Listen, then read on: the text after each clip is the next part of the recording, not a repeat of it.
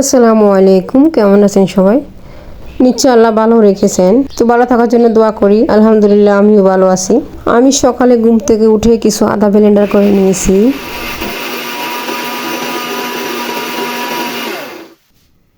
এখানে প্রায় 1 কেজি মতো আদা ছিল, তো আমি সবগুলো ব্লেন্ডার করে নিয়েছি। এগুলো ফ্রিজে রেখে দিব। তো ফ্রিজে রাখার আগে একটা প্লেটের মধ্যে এগুলোকে আমি এভাবে রেখে দিব।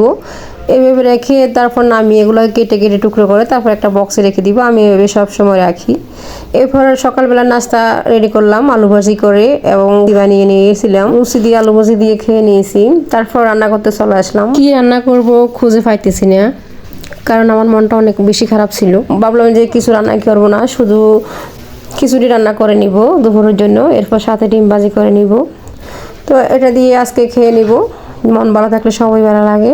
আমার যখন মন ভালো থাকে আমি সব কিছু রান্না করি, যেটা মন চায় সেটা। আর যখন মন ভালো থাকে না তখন আমি ভেবে শর্টকাট কিছু রান্না করে খেয়ে নিই কোনো মতে। তো কী জন্য মন খারাপ তাই আমি ভিডিওতে বলবো, পরের ভিডিওতে। যাই হোক, আমি এখন খিচুড়ি রান্নার জন্য প্রস্তুত করে নিয়েছি।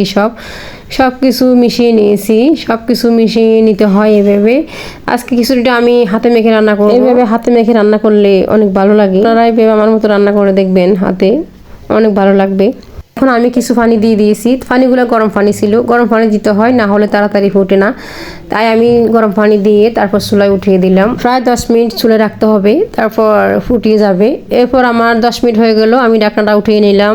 এখন প্রায় দেখতেছি হয়ে গেছে।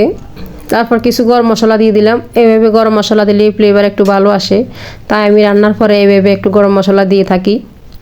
আপনারা এভাবে আমার মতো দিয়ে দিবেন, ভালো লাগবে অবশ্যই। কিছুক্ষণ পরে আবার ঢাকনাটা উঠিয়ে নিলাম। দেখতে তো পাচ্ছেন খিচুড়ি অনেক ঝরঝরে হয়েছে, হাতে লেগে যায় না।